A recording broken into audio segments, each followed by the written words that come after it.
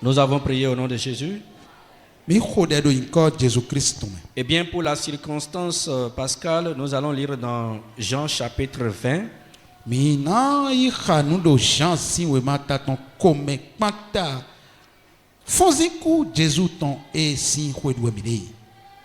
Jean chapitre 20.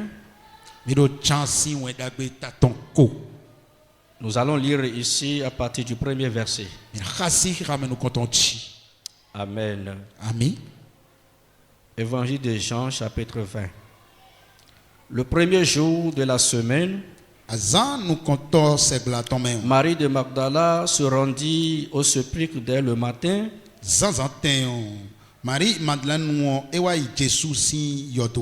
Comme il faisait encore obscur, et elle vit que la pierre était ôtée du sépulcre.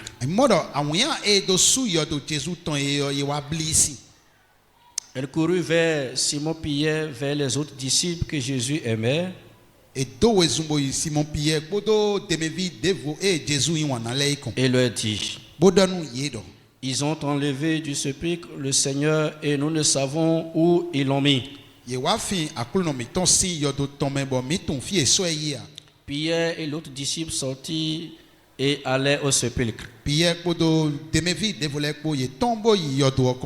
Ils couraient tous deux ensemble.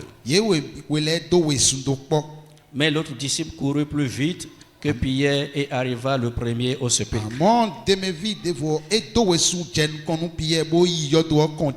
S'étant bercé, il vit les bandes qui étaient à terre, cependant il n'entra pas.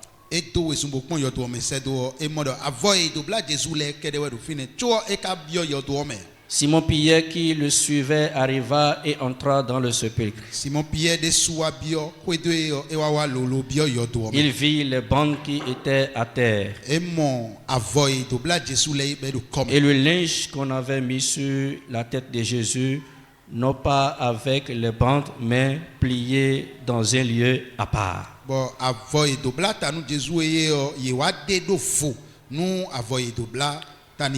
Alors l'autre disciple qui était arrivé le premier au sépulcre entra aussi et il vit et il crut.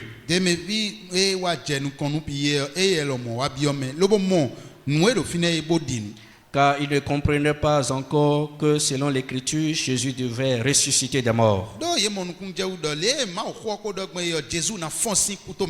Et les disciples s'en retournèrent chez eux. Cependant, Marie se tenait dehors près du sépulcre et pleurait. Comme elle pleurait, elle se baissait pour regarder dans le sépulcre. Et elle vit des anges vêtus de blanc assis à la place où elle avait été couchée, le corps de Jésus. L'un à la tête, l'autre aux pieds. Ils lui dirent: femme, pourquoi pleures-tu? Elle leur répondit: parce qu'ils ont enlevé mon Seigneur et je ne sais où ils l'ont mis.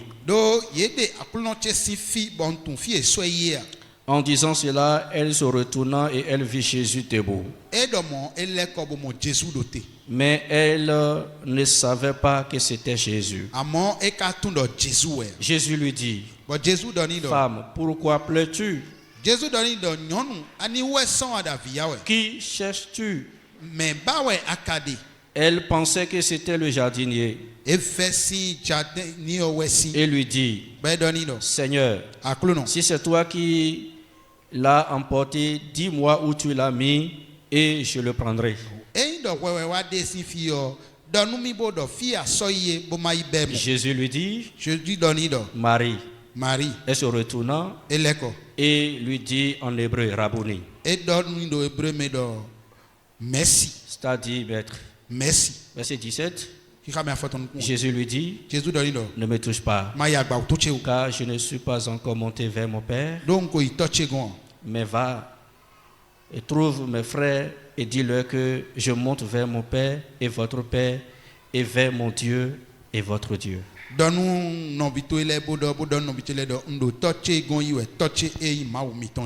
Veuillez vous asseoir dans le nom de Jésus.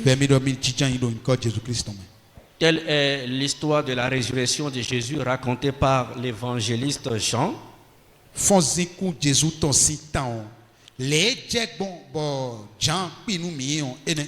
La Pâque fait partie des fêtes fondamentales du christianisme.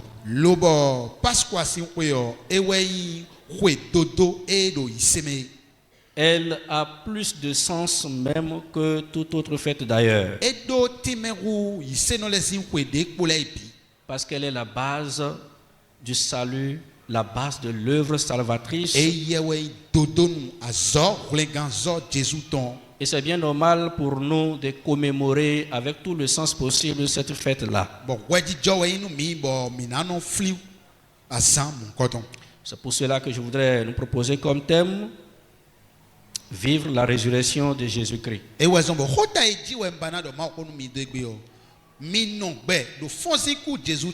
Vivre la résurrection de Jésus-Christ. La résurrection de Jésus-Christ, c'est le fondement de notre existence en Christ.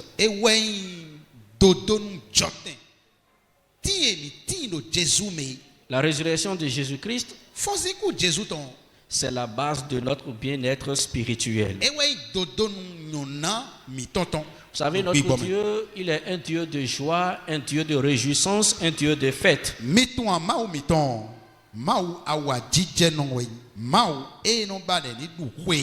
Et depuis les temps anciens, il a institué des fêtes qui représentaient l'ombre des choses à venir. Et l'histoire de la Pâque remonte de l'Antiquité.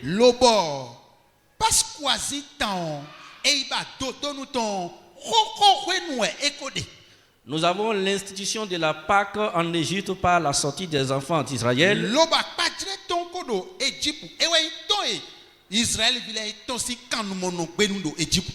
Mais la première image de la Pâque se trouve dans le sacrifice d'Abel.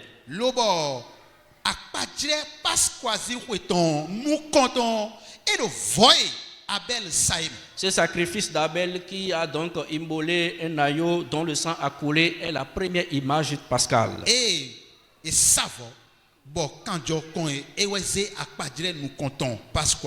Pour annoncer que le rachat, le salut de l'humanité passera par l'effusion du sang de l'agneau. Quand Dieu s'était donné un peuple à lui, pour préparer bien sûr le salut de l'humanité, autant fixé pour la délivrance de ce peuple,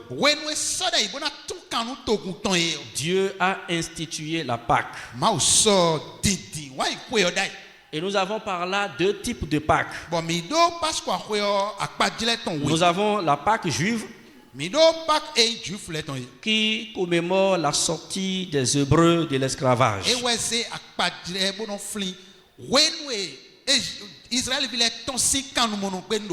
La Pâque juive célèbre donc la délivrance des Hébreux. Et au Pasqua, nous comptons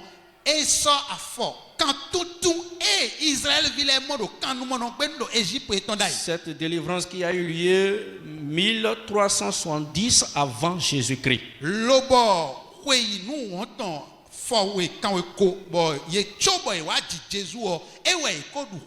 Dieu leur avait dit de célébrer cette fête-là pour rappeler leur délivrance.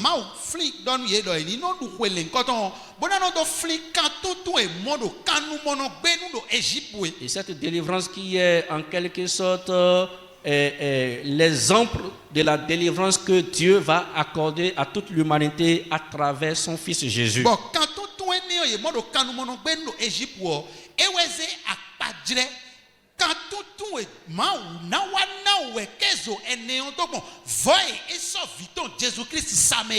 Parce que Dieu, avant d'accomplir une prophétie, une promesse, il donne d'abord des images.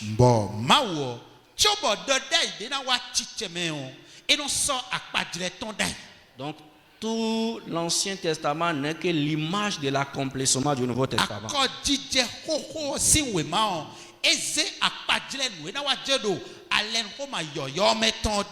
La deuxième Pâque, c'est la Pâque chrétienne.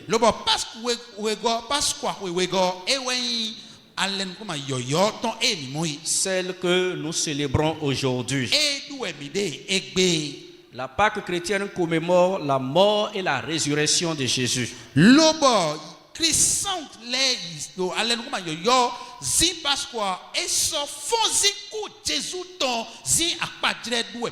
Cette mort et cette résurrection qui est donc le témoignage du christianisme.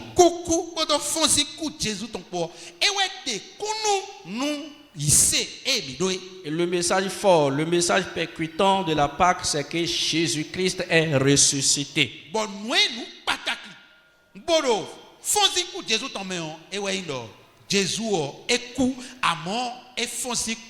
Oui, Jésus-Christ est ressuscité. Cela veut dire que nous n'adorons pas un Dieu mort. Nous n'adorons pas un Dieu qui est resté mort. Nous adorons un Dieu vivant. Nous adorons un Dieu qui vit éternellement. Nous avons ainsi donc toutes les preuves de notre foi, de notre conviction et de notre assurance avec cet homme qu'on appelle Jésus-Christ.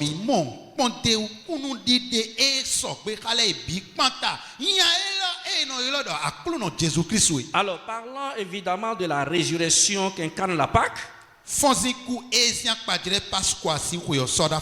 quelles sont donc les vérités incontournables autour de cette résurrection?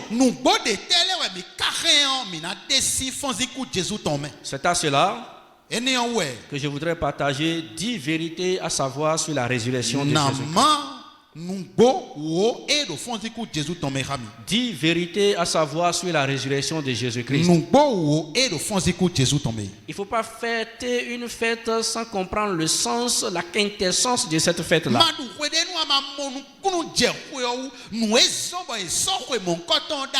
Il faudrait qu'à la sortie, quand quelqu'un va te rencontrer pour dire, mais mon frère, ma soeur, pourquoi vous fêtez la Pâque? Qu'est-ce que la Pâque? Tu sois en mesure de lui dire les messages, les vérités autour de cette fête-là.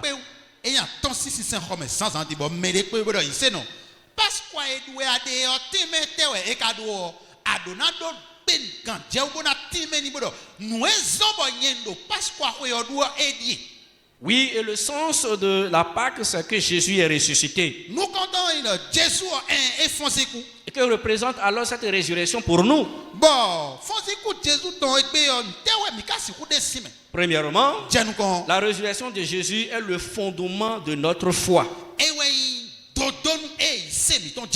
Oui, la résurrection de Jésus, c'est le fondement de notre foi.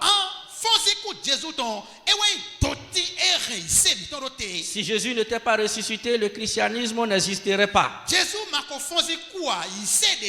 Si Jésus n'était pas ressuscité, toi et moi ne serions plus là. Si Jésus n'était pas ressuscité, la foi n'aurait pas son sens. C'est la résurrection de Jésus qui fait donc du christianisme la religion de relation alors la plus sûre et la plus rassurante.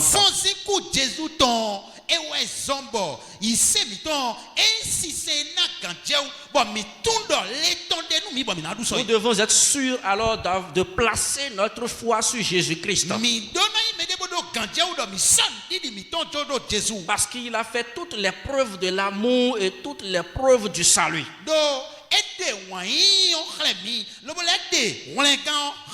Et il vit éternellement.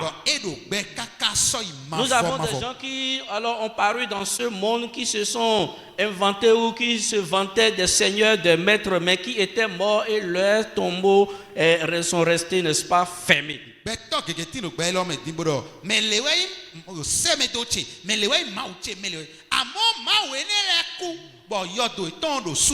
Oui, mais notre Seigneur Jésus, son tombeau est ouvert. Cela veut dire qu'il est ressuscité. Donc lui, on peut croire en lui. On peut donc donner sa vie à cet homme-là parce qu'il est ressuscité d'entre les morts.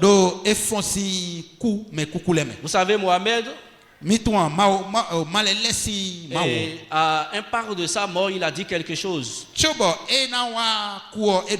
Il dit: je ne suis pas une innovation de la lignée des prophètes. Je ne suis pas une innovation. De tous les prophètes qui ont existé, moi je ne suis pas un prophète particulier. Je ne suis pas une innovation. Non. Et moi-même là, je m'en vais. Et là où je m'en vais là, je ne sais même pas le sort qui m'est réservé. Ni à moi, ni à ceux qui me suivent. Le père de l'islam, voilà sa déclaration de la fin. Il dit: je ne suis pas une innovation. Je sais que je vais mourir. Et là où je m'en vais là, je ne sais pas le sort qui m'est réservé. Ni à moi, ni à ceux qui me suivent. Quelle religion de l'incertitude! Quelle religion de tâtonnement! Mais notre Seigneur Jésus, il a dit: je suis le chemin, la vérité et la vie. Nul ne vient au Père que par moi. Je suis le chemin, moi. Je suis la vérité, moi. Je suis la vie, moi. Quiconque croit en moi a la vie éternelle. Quelle assurance! Quelle assurance!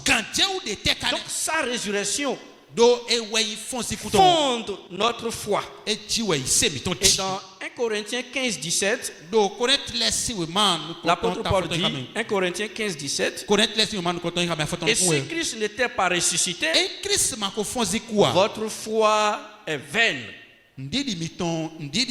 Et vous êtes encore dans vos péchés. Et 1 Pierre 1, 21 nous dira: qui par lui croyait en Dieu, lequel l'a ressuscité des morts et lui a donné la gloire, en sorte que votre foi et votre espérance reposent sur Dieu.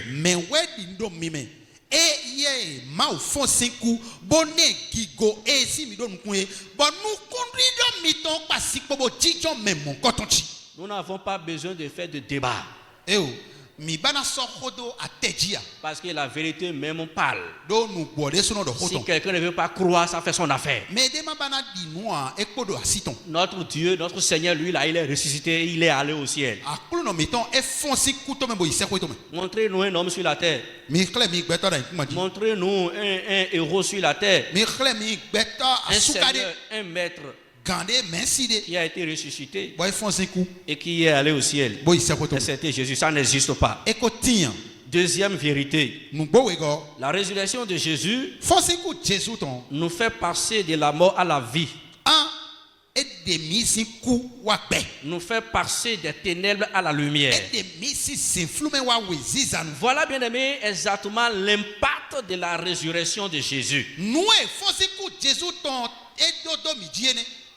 Jésus n'est pas ressuscité pour seulement instituer une fête de manger et de boire. Mais il est ressuscité pour exercer, n'est-ce pas, un impact positif sur notre vie. Et par sa résurrection, nous sommes passés de la mort à la vie éternelle. Par sa résurrection, nous sommes passés des ténèbres à la lumière. Oui, nous qui étions morts, morts par nos offenses, morts par le péché, morts par tout ce que vous savez. Christ est ressuscité et il nous a donné une nouvelle vie. Une nouvelle vie. Il est ressuscité pour nous faire passer des ténèbres.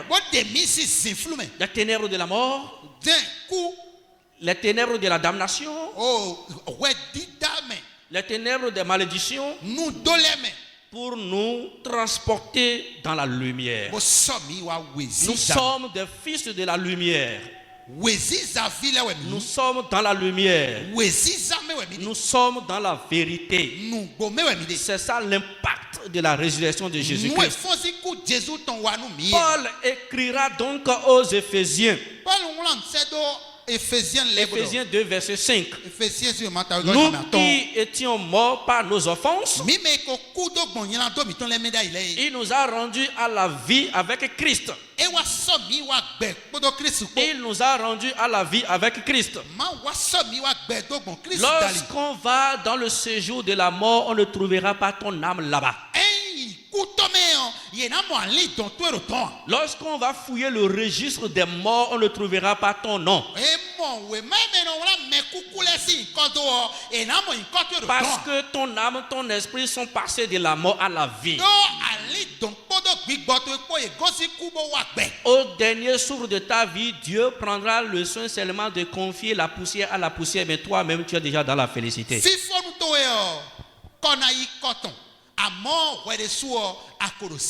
Troisième vérité sur la résurrection de Jésus. La résurrection de Jésus nous a donné une nouvelle vie. Oui. La résurrection de Jésus nous a donné une nouvelle vie en Jésus-Christ. Vous savez, la croix, c'est comme un carrefour. Et l'homme qui n'a pas Jésus-Christ,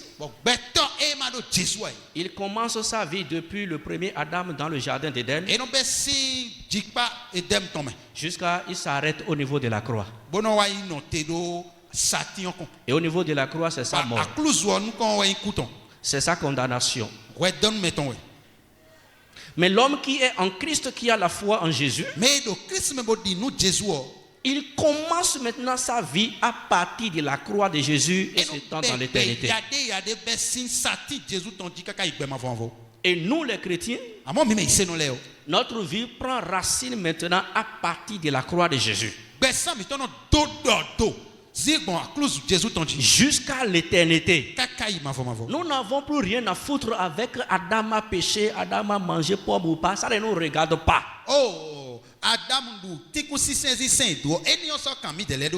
Et les deux braqueurs crucifiés avec Jésus caricaturent mieux cette vérité.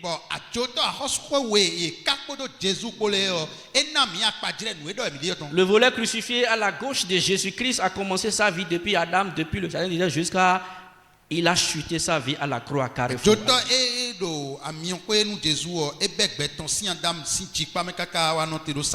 Parce qu'il n'a pas reçu Jésus. Il n'a pas confessé Jésus. Mais le volet crucifié à la droite de Jésus, il a commencé sa nouvelle vie à partir de la croix de Jésus jusqu'à l'éternité. On va dire maître au renouvellement de toutes choses.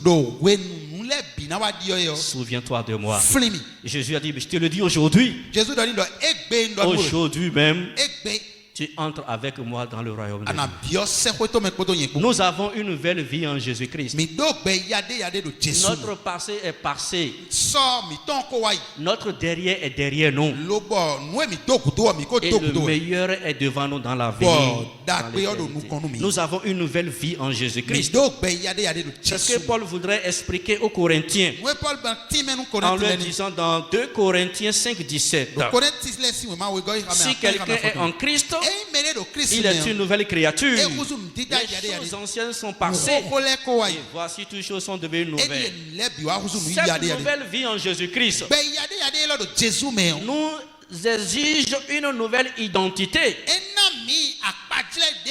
Nous exige maintenant une nouvelle conduite. nous exige de mener une vie dans la sanctification. Nous exige de mener une vie dans la vérité. Nous devons ainsi renoncer au péché, renoncer au vieil homme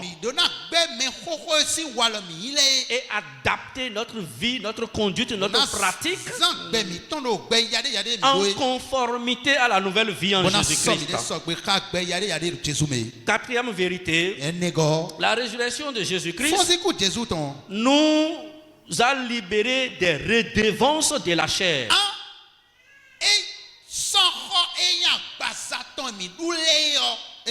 Oui, par la résurrection de Jésus-Christ, les dettes de la chair, les dettes du péché ont été payées.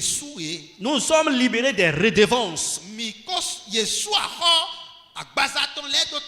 Entendez par redevance les dettes de la chair, les contraintes, les exigences de la chair. Et l'apôtre Paul a fait, n'est-ce pas, une thèse dans Romains 7 sur les redevances de la chair.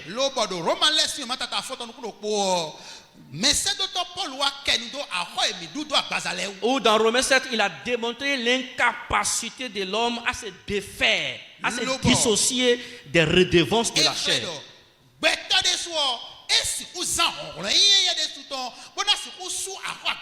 Tu ne peux pas de toi-même lutter pour fuir le péché, pour éviter le péché, non.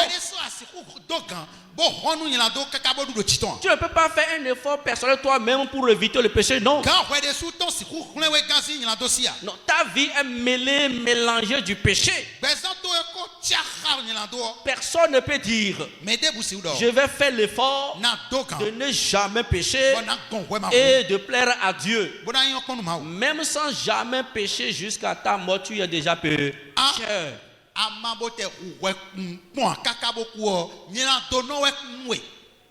Parce qu'on ne devient pas pécheur, hein, on est pécheur.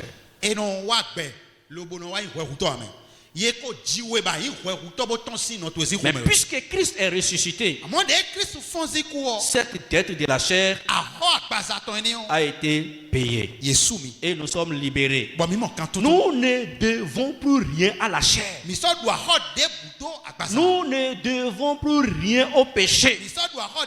Nous ne devons plus rien au diable. C'est fini. Dans Romains 8, verset 12, Paul non.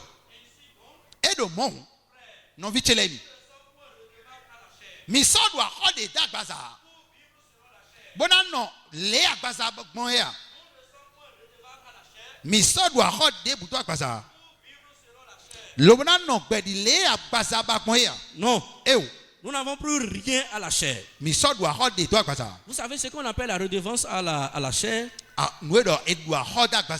C'est une contrainte. Vous savez, il y a des gens qui sont des accros, hein, des amateurs, des accros du péché, si bien que s'ils ne pêchent pas, ils ne sont pas à l'aise.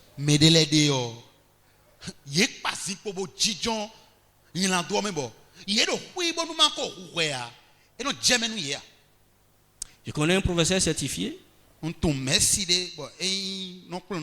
très bon professeur, mais qui a été radié de la fonction publique à cause de l'alcool. Il boit jusqu'à, excusez, il pisse devant les élèves.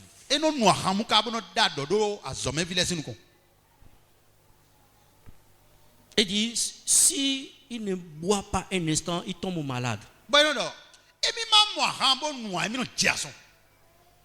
Il y a des gens, quand ils ne fument pas la drogue, ils sont malades.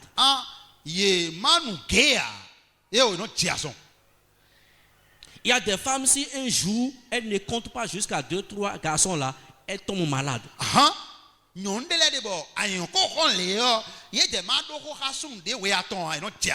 y a des gens, si un jour ils ne mentent pas là, ils sont malades.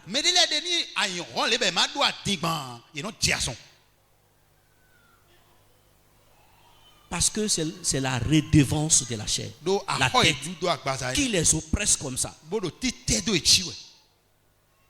Le péché que nous on fuit, c'est ça les gens commettent avec plaisir. Ils le font avec plaisir parce que leur corps est toujours attaché à la tête. Mais nous, Christ nous a enlevé tout ça là. Oui, par sa résurrection.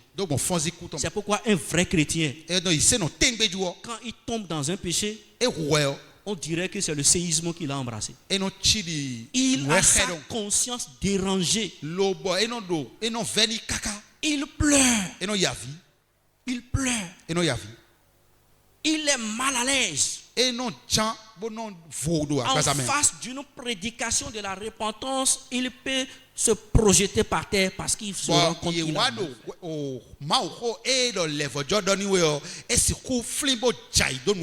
Ce n'est pas aujourd'hui où quelqu'un commet le péché, il vient s'asseoir en chef et en grand. Et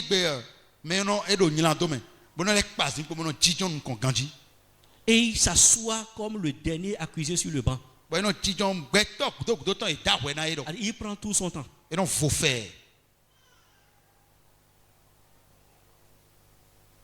Il commet l'avortement, il vient louer Dieu sur l'avortement. Il vient louer sur le vol. Elle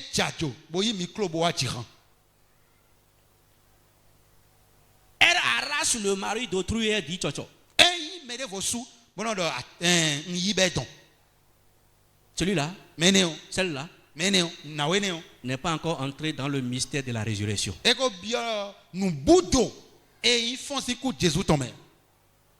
Si tu es dans l'église et que quand tu tombes dans le péché, ça ne te dit rien, il faut savoir que tu es une bonne moisson pour l'enfer.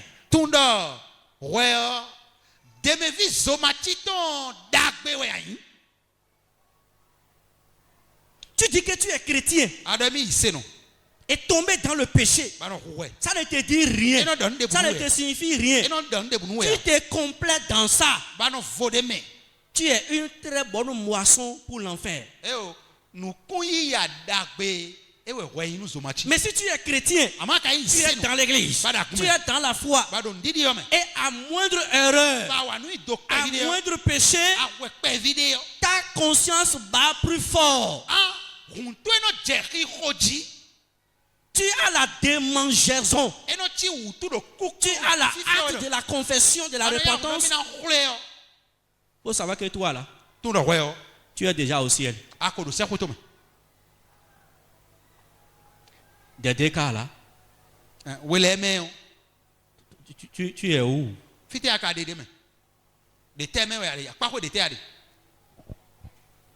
C'est ça la nouvelle vie et la résurrection. La nouvelle vie que la résurrection nous communique. Oui. Nous sommes libérés des redevances de la chair. Oui. Cinquième vérité. La résurrection de Jésus nous a dégagés du jugement dernier et de la damnation éternelle.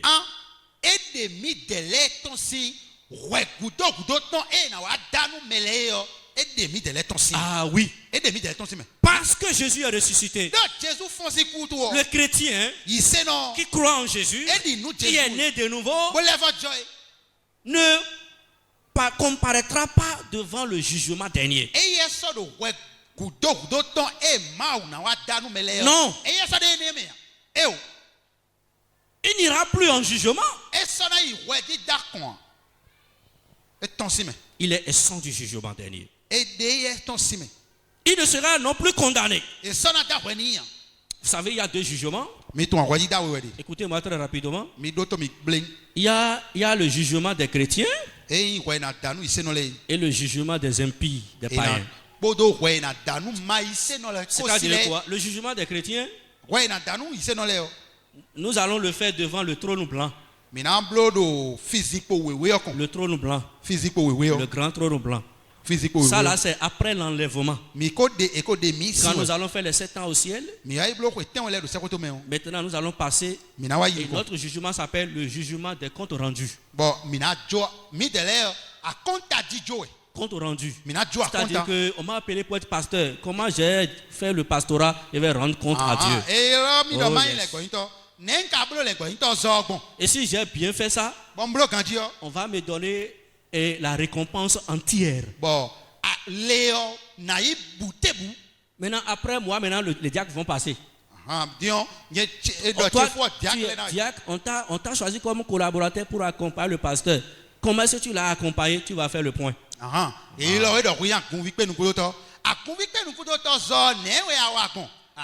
quelqu'un a bien fait la récompense liée au diaconat, il va recevoir dans son entièreté.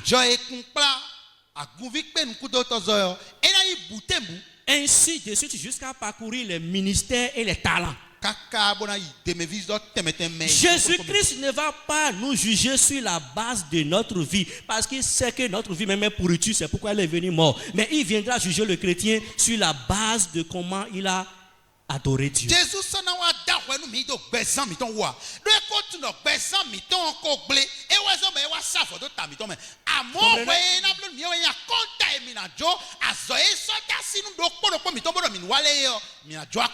Voilà, c'est ce que le parabole de Matthieu 25 dit. Les talents là, nous allons rendre compte à Dieu par rapport à nos talents, à notre ministère, à nos dons, à la manière dont nous l'avons adoré. Et c'est en cela qu'il va nous récompenser. Maintenant, si ce n'est pas bien chez quelqu'un là, on va diminuer les récompenses.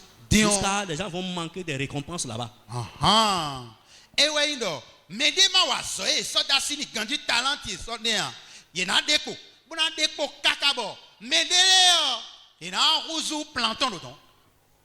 Vous comprenez, c'est ça.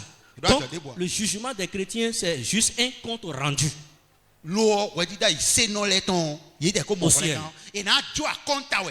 le jugement dernier là, ce sera maintenant un jugement lié à la vie des gens. Chacun va passer faire le point de sa vie. Et impossible à quelqu'un de s'en sortir, parce que sans l'œuvre de Jésus-Christ, il n'y a pas une bonne vie.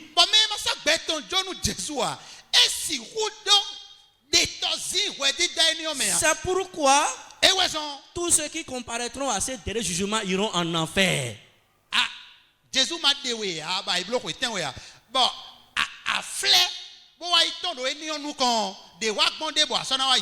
ce dernier jugement se passera après les 1000 ans.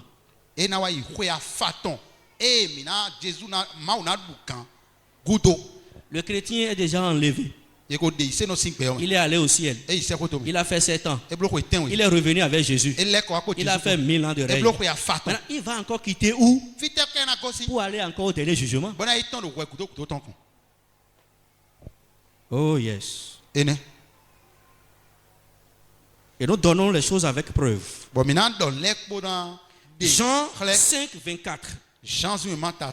En vérité, je vous le dis, celui qui écoute ma parole et qui croit à celui qui m'a envoyé a la vie éternelle et ne vient point en jugement. Et ne vient point en jugement, mais il est passé de la mort à la vie. Jean 5, 24. Romains 8, 1 et 2.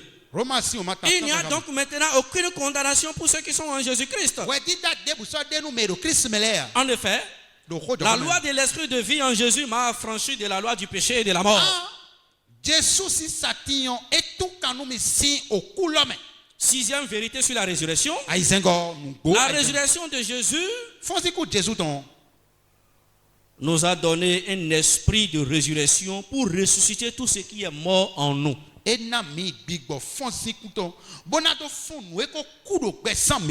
Oui.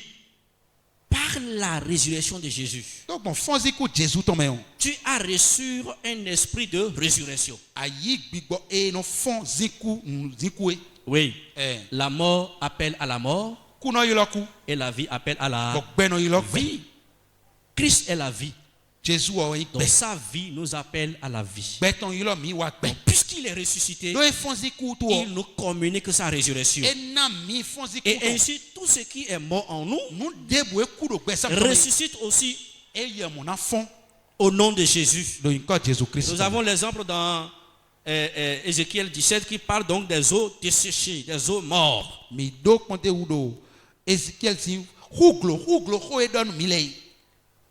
Romains 8, 11. Et si l'esprit de celui qui a ressuscité Jésus d'entre les morts habite en vous, celui qui a ressuscité Christ d'entre les morts rendra aussi la vie à vos corps mortels par son esprit qui habite en vous. Ce matin, je prie au nom de Jésus que tout ce qui est mort dans ta vie ressuscite au nom de Jésus. Que tout ce qui est mort dans ton foyer ressuscite au nom de Jésus. Que tout ce qui est mort dans ton système organique ressuscite au nom de Jésus. Que tout ce qui est mort, tué par la maladie, tué par la souffrance, tué par les forces mystiques, ressuscite au nom de Jésus. Que ton travail ressuscite au nom de Jésus. Que ton mariage ressuscite au nom de Jésus. Que tes études ressuscitent au nom de Jésus. Que ta vie financière ressuscite au nom de Jésus. Reçois la puissance de la résurrection de Jésus. Et que tout ce qui est mort en toi, tout ce qui dort en toi, se réveille au nom de Jésus. Se réveille au nom de Jésus. Se réveille au nom de Jésus. Se réveille au nom de Jésus. Se réveille au nom de Jésus. Reçois la vie de la résurrection. Reçois la vie de la résurrection. Que la maladie disparaisse au nom de Jésus. Que la mort disparaisse au nom de Jésus. Que la malédiction disparaisse au nom de Jésus. Reçois la vie au nom de Jésus. Parce que Jésus est ressuscité. Et il te communique l'esprit de résurrection. Reçois la vie ce matin. Parce que Jésus est ressuscité.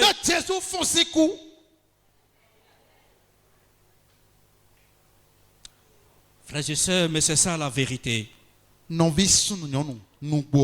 Que tout ce qui est mort en nous ressuscite au nom de Jésus. Septième vérité. La résurrection de Jésus fait vivre Christ en nous. Wow. Ça fait vivre le Christ même en nous. Amen, amen, amen. La résurrection de Jésus fait que Christ même la vie en nous.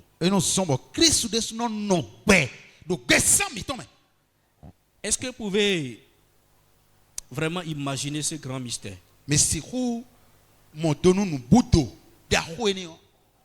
ne pouvez pas.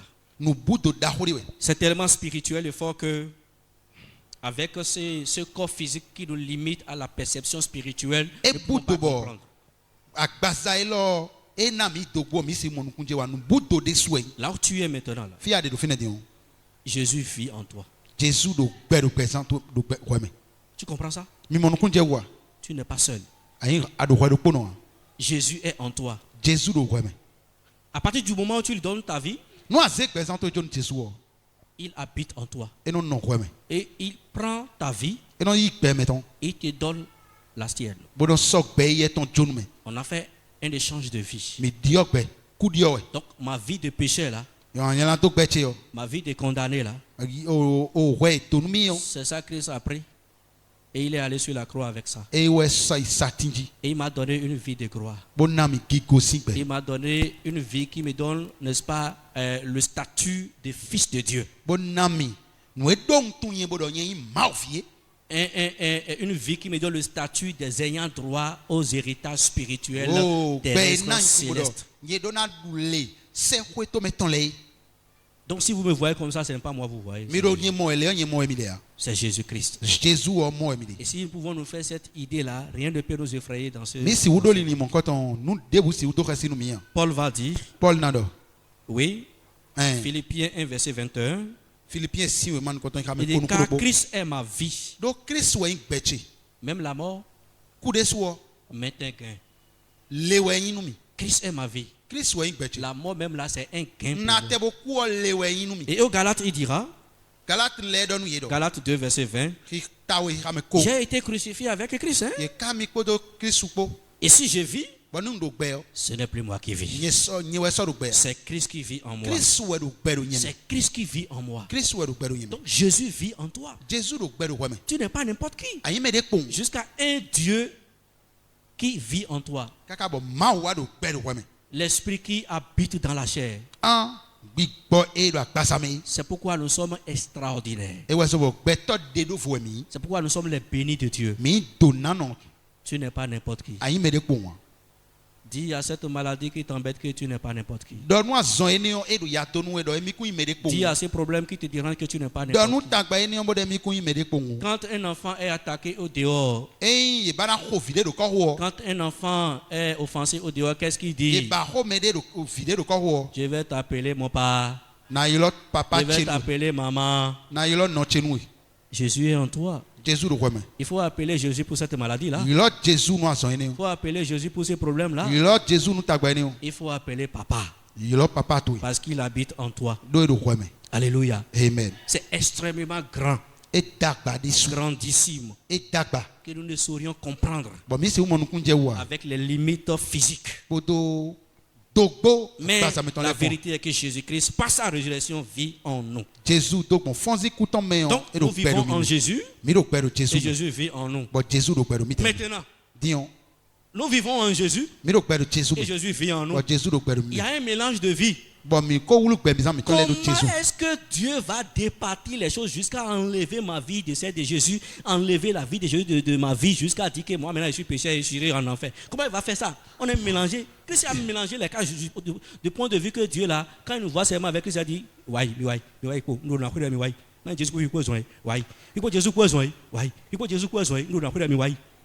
peut pas nous arrêter. Il est con. J'ai dossier.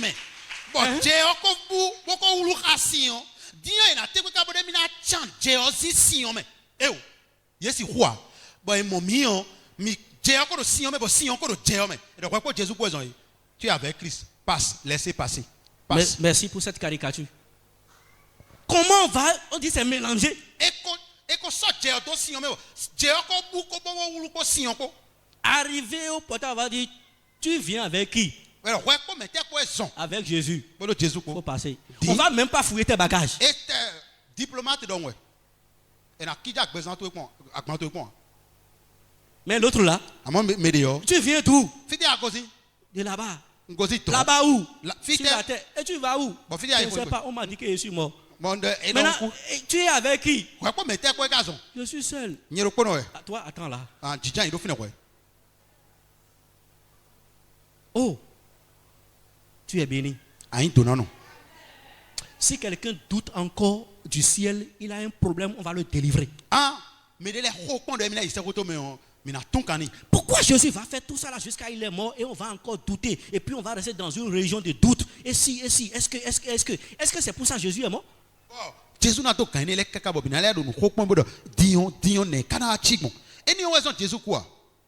Mais demandez aux religieux à quel taux d'obéissance on sera sûr qu'on ira au ciel. À quel taux de fidélité on sera sûr qu'on ira au ciel. À quel taux de fidélité, à quel taux de sainteté qu'on sera sûr d'aller au ciel. Est-ce que les religieux vous disent le taux?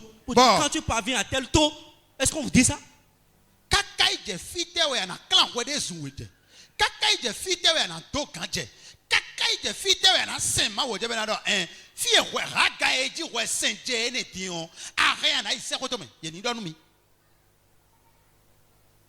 Oh yes. Que Dieu nous donne de comprendre ça au nom de Jésus. Nos vies sont mélangées avec celles de Jésus. Oui. La résurrection de Jésus-Christ, comme je le disais, je le répète en 8, a caché notre vie en Christ. Oui, notre vie est cachée en Christ. Oui, je réitère le même commentaire que le précédent. Je vais lire simplement Colossiens 3, 1. Écoutez, mais suivez bien ce que ça dit. La résurrection de Jésus là a cacher notre vie en Christ. Impossible de départir, de séparer. Non. Vous êtes là, Colossiens 3, 1 à 4. Si donc vous êtes ressuscité avec Christ, cherchez les choses d'en haut, où Christ est assis à la droite de Dieu. Affectionnez-vous aux choses d'en haut et non celles qui sont sur la terre. La partie qui m'intéresse. 4. Car vous êtes morts et votre vie est cachée en Christ en Dieu. Votre vie est cachée avec Christ en Dieu. Quand Christ, votre vie paraîtra, alors vous aussi vous paraîtrez avec lui dans la gloire. Votre vie est cachée avec Christ, les deux en Dieu. De sorte qu'il n'y a plus de distinction par rapport à notre ancienne vie, à notre vie de ci et de ça. Là, non, c'est mélangé dans le sang. Christ porte et comporte notre vie. Donc Christ est notre vie. Si quand Jésus est ressuscité, il a été enlevé au ciel, nous aussi, nous serons enlevés au ciel. Un exemple. Le garde du corps du président. Partout le président va. Le garde-corps va aussi. Vrai ou oui? Voilà. Sac de voyage. Partout le voyageur va. Le sac le suit aussi. Partout Jésus est allé là. Nous là on est sac de voyage. On ira aussi. Nous là on est garde-corps. On ira aussi. C'est ça. Notre vie est cachée en Jésus-Christ. 9e vérité. La résurrection de Jésus-Christ nous a fait asseoir dans les lieux célestes. C'est trop fort. La résurrection de Jésus-Christ nous a fait asseoir dans les lieux célestes. C'est-à-dire quoi? Nous sommes corps, âme et esprit. Et le salut est lié à notre esprit. Quand nous recevons Christ, notre esprit est sauvé. Et automatiquement, il est transporté au ciel. Mais dans le corps, nous continuons la vie sur la terre. Parce que le corps ne peut pas aller en haut. Non, le corps est venu par le bas et retournera par le bas. C'est pourquoi nous continuons la vie jusqu'à finir nos vies sur la terre et retourner le corps à la terre. Le seul obstacle qui nous empêche de voir Dieu face à face, c'est le corps.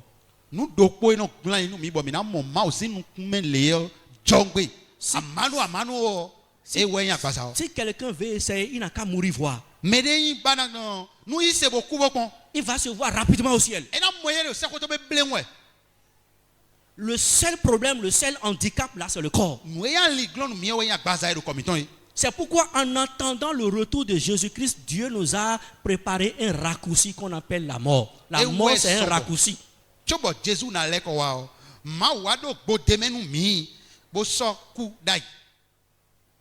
Donc ça veut dire quoi? Là où tu es déjà là, tu as une partie de toi qui est déjà au ciel.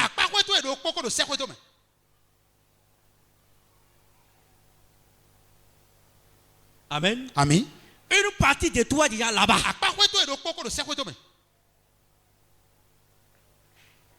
C'est pas que tu iras, hein, c'est déjà là-bas.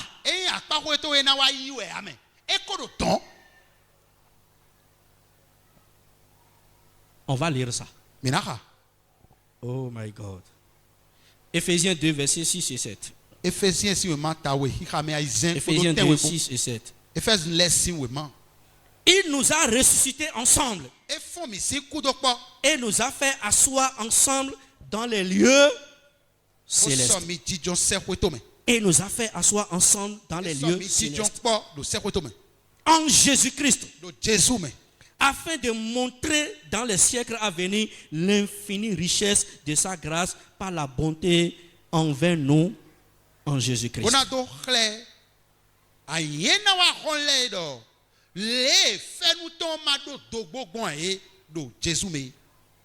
Le chrétien ne se prépare pas pour aller au ciel. Il est déjà au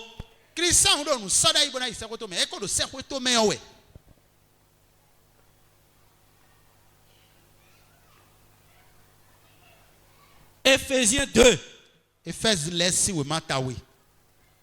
6 et 7. Balance tes mains. Si tu es déjà au ciel, balance tes mains. On est déjà là-bas. Amen. Amen. Colossiens 1, 12, 13. Colossiens 1, 12, 13. Rendez grâce au Père qui vous a rendu capable d'avoir part à l'héritage des saints dans la lumière,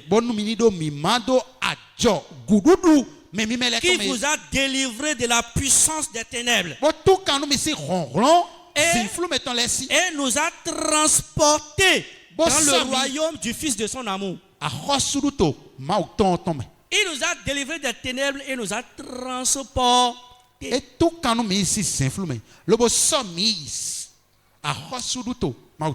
Peut-être que c'est tellement fort que je vais vous embrouiller. Je vais finir. 10 est les prémices de la résurrection des morts en Christ. De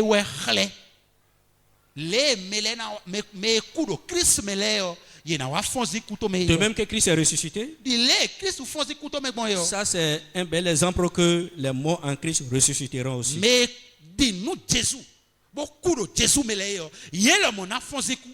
1 Corinthiens 15, 20. Même maintenant, Christ est ressuscité des morts. Et il est les prémices de ceux qui sont morts. 1 Corinthiens 6, 14.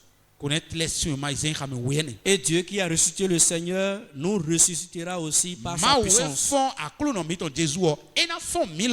1 Corinthiens 15, 13. S'il n'y a point de résurrection des morts, Christ non plus n'est pas ressuscité. Pour ainsi confirmer que Christ est ressuscité. En définitif, bien-aimés dans le Seigneur, la résurrection de Jésus-Christ, c'est notre joie, c'est notre force, c'est notre base, c'est notre gloire. Je dirais même c'est notre orgueil.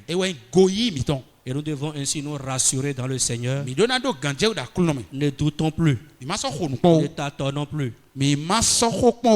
Tout le prix a été payé. Voilà. Et nous sommes sauvés pour l'éternité. Bonne fête de Pâques à tous et à toutes. Et que les bénédictions soient au nom de Jésus de Nazareth. Amen. Amen.